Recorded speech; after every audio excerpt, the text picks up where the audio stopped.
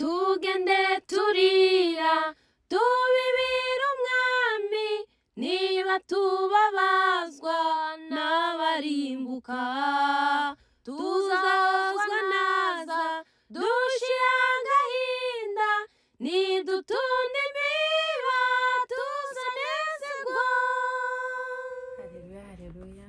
Ndabasuhuje mwese mu izina ry'umwami wacu Yesu Kristo, aho muhereye ku migabane itandukanye y'isi. Mbifurije amahoro y'Imana abane namwe mu izina rya Yesu. Ku bari basha kuri Gethsemane Channel, amazina yanjye ni Ingabire Jeanne D'Arc. Nejejwe n'Imana mu mutima wanjye ukongera kubana namwe tuganira ijambo ry'Imana. Mbere ya byose reka twubahe Imana dusenge. Uwiteka Mana igira neza, Mana ihoraho, ndagushimye ndaguhimbaje kubw'uyu mwanya uduhaye wo kumva ijambo ryawe ndetse no kurigabura.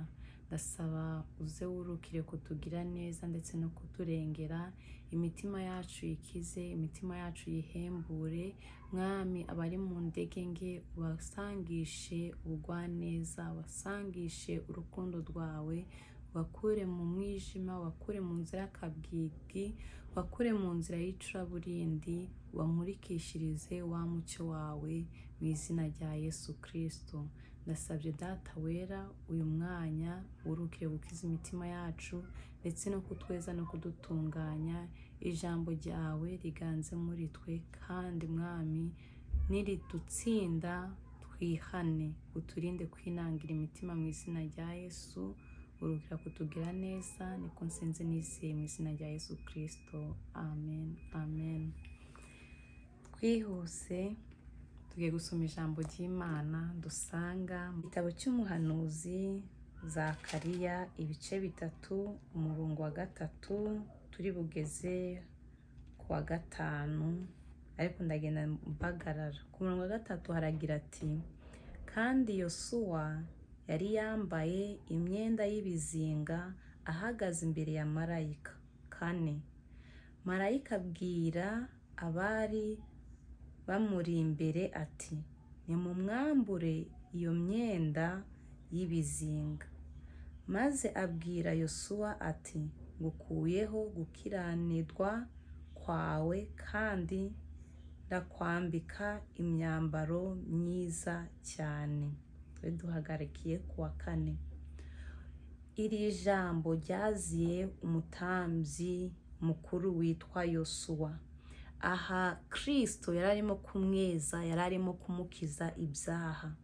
Insanganyamatsiko yacu iravuga ngo niki cyangiza ibyaha, niki cyanguraho ibyaha, niki cyandunganya. Nta kindi keretse kwizera amaraso ya Kristo, keretse guhura na Kristo akagukuraho ubwo bubi bwawe, akagukuraho iyo myambaro mibi, akakwambika umwambaro mwiza wera cyane. Aha rero uyu mutambyi Yosuwa nawe hari ibyo yagenderagamo bitanejeje Imana, bidashimwa n'amaso y'Uwiteka. Kandi ijambo ry'Imana umutwe w'amagambo uragira ati, Yosuwa umutambyi mukuru akizwa ibyaha bye. Yari ari umutambyi ariko akigendera mu nzira zigoramye. Yari ari umutambyi akivuga nabi.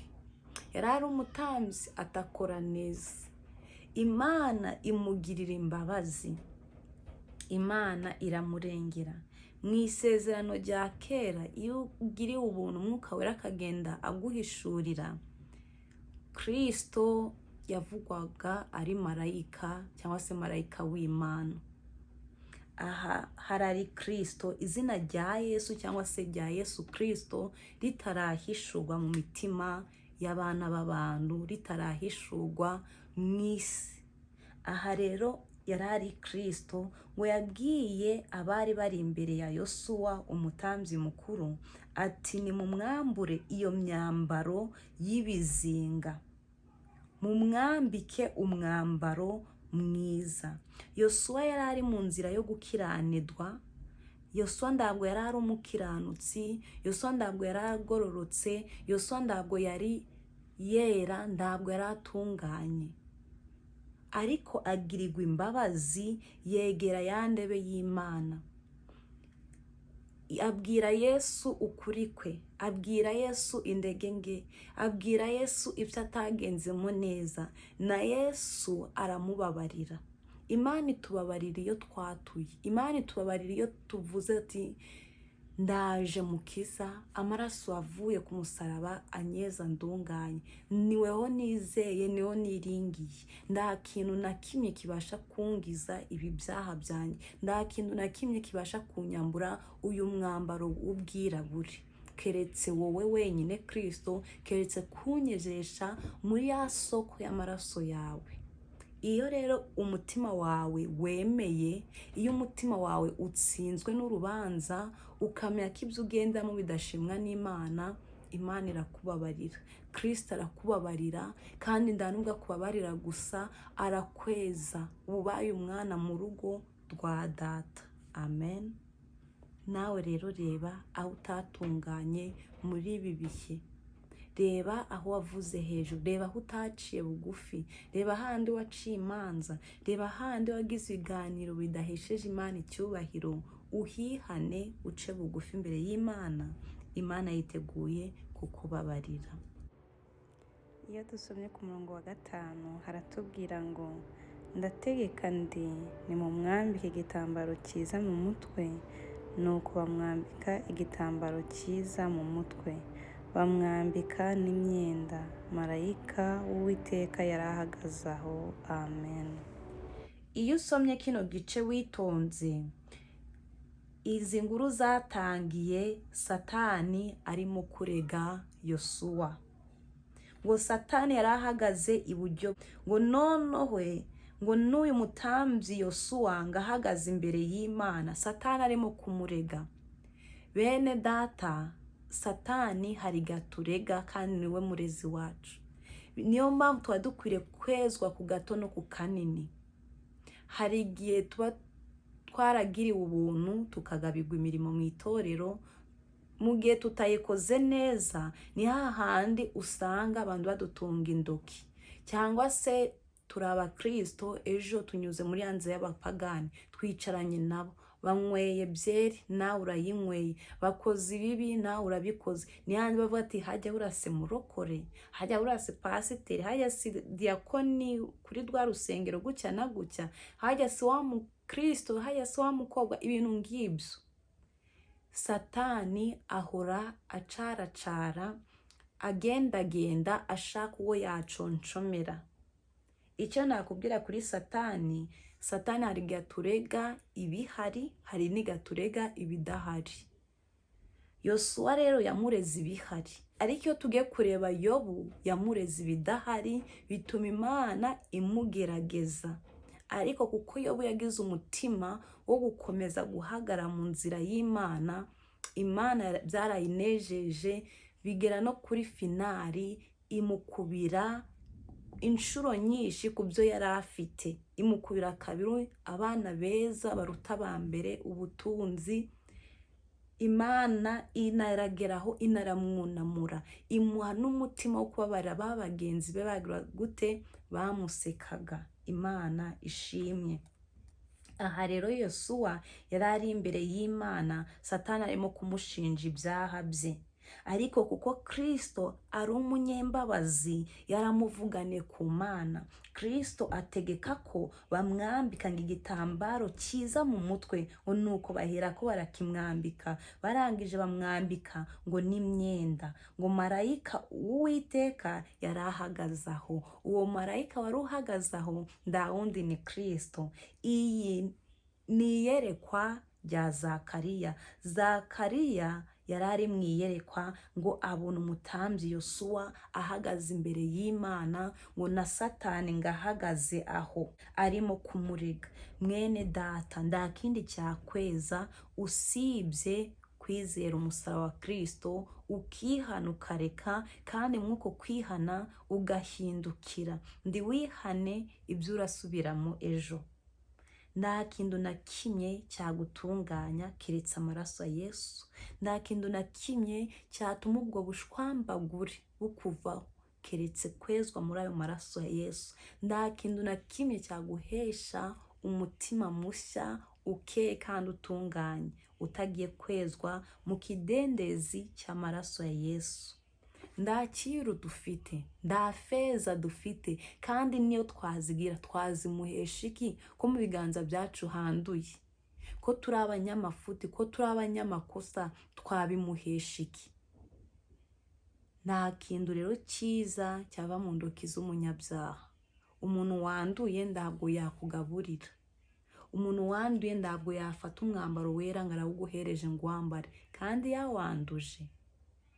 Rero bene data, nshuti z'umusaraba, nta kintu gihari, nta cyiru dufite, yemye n'ifeza naho twazigira ntabwo Uwiteka yazakira, kuko ziba zivuye mu biganza byanduye.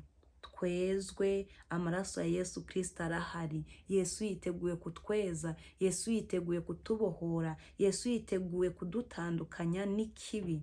Iyo ukomeje ugasoma ku murongo wa 6, n'iki gice kiroroshye wanakirangiza ni mirongo 10. Imana yaramubwiye, marayika w'Uwiteka yakomeje avugana na Zakariya, ari kureba ibyo byose biri kubera mu iryo yerekwa.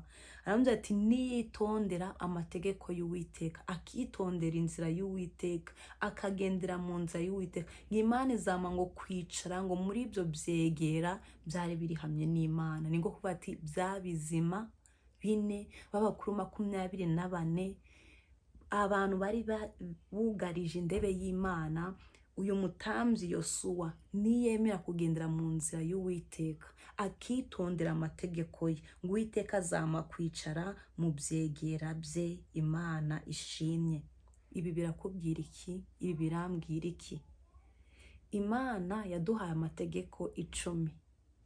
Nituyakurikiza tukayumvira, tukitondera n'amateka ye yose, tuzaheba abahiriwe, kuko tuzaraga ubwami bw'Imana. Tuzaba twaritondeye ibyo data yadushinze. Kandi Yesu yaravuze ngo abavuga mwami mwami sibo bazabona Imana, ngo keretse umuntu wese ukora icyo data ashaka, uwo niwe uzabona Imana. Ariko umuntu udakora icyo Imana ishaka ntabwo azabona Imana. Nushake uhimbe indirimbo nyinshi usumbye na Salomo, ariko nta mutima wejejwe ntabwo uzabona Imana. Nushake wigishe, yemye uzura abapfuye, ukora imirimo n'ibitangaza, ariko udafite umutima ukeye ntabwo uzabona Imana. Wakira ugatunganirwa rwose, ukagira amashyo, ukagira ibintu byose muri iyi si ukabihabwa, ariko nta mutima ukeye, ibyo byose ni ubusa. Ni ubusa, niko Salomo yavuze ngo ni ngo kwiruka inyuma y'umuyaga. Mwene data, ndaguhamagariza kwegera indebe y'Imana. Uyu Yosuwa yari ari imbere y'Imana, nawe jya imbere y'Imana uyinginge. Ni umutunzi w'imbabazi. Imana irakubabarira kandi Imana irakugira neza. Uyiringire yonyine, uyiringire, kuko niyo yakugirira impuhwe ndetse n'ibambe, niyo yagukiza. Kandi amaraso ya Kristo niyo yakweza ukera de, ugasa ngashireje cyangwa se ngurubura. Kandi ijambo ry'Imana rikatubwira ngo naho ibyaha byacu byatukura tukutuku, ngo bikamera ng'umuhembo, Imana iratweza duse n'ubwoya bw'intama. Ngo niyo byatukura tukutuku, bigatukura bigashaka bigatukura kuri rwa rugero rurenze, Imana iratweza duse ngashireje. Imana rero yuzuye imbabazi, yuzuye ubuntu, kandi ntabwo yihutiraho kurakara, kuko yihutiye kurakara twashira. Imana ikugire neza, wowe wemeye kuganduka, wowe wemeye guca bugufi, wowe wemeye guhindukira. Imana ikugire neza. Soza nakubwira ngo iringira Imana, iringira Imana, kuko nizagukiza ubwo imbanda y'Uwiteka izabivuze. Ku munsi w'amateka ukomeye uteye ubwoba uzawukira, n'uzaba ufite umwambaro wera. Yosuwa yagiriwe ubuntu yegera indebe y'Imana, yambugwa imyambaro mibi y'ibizinga Satani yamuregaga. Yesu ategeka yuko bayimwambura, ngo marayika w'Uwiteka ngategeka ko bayimwambura, barayimwambura. Arangije arongera arategeka ngo bamwambike igitambara cyiza. Igitambara iyo turebye mu ntwaro z'umwuka dusanga ingofero ni agakiza. Yongeye guhabwa agakiza gafatika, yongera guhabwa umwambaro wera, yongera guhabwa agakiza katatokowe, katanduwe. Imana imuminjagiraho amaraso ya Kristo, arezwa aratunganirwa, maze kwezwa ahabwa kondisiyo ati nagenda mu nzira y'Uwiteka akitonda amategeko n'amateka ye, ngo Imana izamakwicarana n'ibyegera bye. Nawe nuva mu byaha, wowe wasubiye inyuma ukongera ukagarukira Imana, wowe utaramenya Imana ukakira Yesu n'umwami n'umukiza mu bugingo bwawe, uzahabwa ubwami bw'Imana, uzahabwa kwicara mu bwami bwo mu ijuru. Uzicarana na sogokuruza Aburahamu, tuzicarana n'abera banesheje umusaraba, isi ndetse n'ibyaha. Tuzabona Kristo wadupfiriye ku musaraba. Turamuvuga ntituramubona, ariko turamwizera ko ahari, kandi dufite ibiduhesha ibyiringiro. Naguhamagariza kwiyambura uwo mwambaro mubi. Egera Imana, egera indebe y'Imana, wibwira ati Imana dore naje, ntabwo nambaye ubusa, ariko nubwo nambaye ubusa ndakwinginze unyambike, kuko siwakikiza habe na gato, ni Yesu wenyine wagukiza. Ubwira Imana ati Imana ndagushakaho ubuntu, unyuhagira ibyaha, nere gupfa nzizwe n'ibyaha byanjye, nere gupfa nzizwe n'amagambo, nere gupfa nzizwe no kubesha, nere gupfa nzizwe n'ubunyanga, nere gupfa nzizwe n'ibidafite umumaro. Imana ikugirire neza. Reka twubahe Imana dusenge. Gitare cy'amahanga, wera wa Isiraheli, Mana isumba byose, wowe urengeye byose, ndagushimye mu izina rya Yesu Kristo. Ndaje imbere yawe tugushakaho ubuntu, utwuhagire mutabazi, twere gupfa tuzizwe n'amagambo, twere gupfa dusizwe n'ibyaha ndetse n'ibicumuro by'inyongobezabugingo, ahubwo mutabazi udukize, utwejesha amaraso ya Yesu Kristo. Umuririmbyi yavuze ngo nta kindi na kimwe cyabasha kungiza ibyaha keretse amaraso yawe, ngo ndetse nta n'ikiro mfite mwami naguha, ariko ndagushakaho ubuntu, unyuhagire ungize, uhagire mwene data umukize. Wagiriye Yosuwa umutambyi mukuru imbabazi, umwambura imyambaro mibi, umwambika umwambaro wera. Ndiyapfa ahubwo abaho, ahabwa kubaho. Arangije kubaho umuha n'isezerano yuko nyuma y'ubuzima azicarana n'ibyegera byawe, nitondera inzira yawe n'amategeko yawe. Suka umwuka wawe wera mu mitima yacu, duhugukire gukizwa neza, kandi duhugukire kuba mu buzima bwejejwe. Twumve tunejejwe no gukizwa, twumve tunejejwe tudavuze bene data, twumve tunejeje tutanganye. Oya mwami, tunezezwe no kugira neza, kandi ndakwinginze usuka imbaraga mu izina rya Yesu mu mitima yumvisha ijambo ryawe. Imbabazi wagiriye Yosuwa nabo uzibagirire, ubakize ibyaha kandi n'imiryango yabo, uyikize ibyaha, utanga agakiza atari agakiza, utanga amahoro atari amahoro, utanga umunezero mu bwoko bwawe. Niko nsinze nizeye mu izina ryawe Yesu Kristo, amen amen. Imana amahoro ibahe umugisha kubwo kubana nanjye mu mwanya mwiza w'ijambo ry'Imana. Naho ubutaha. Shalom shalom.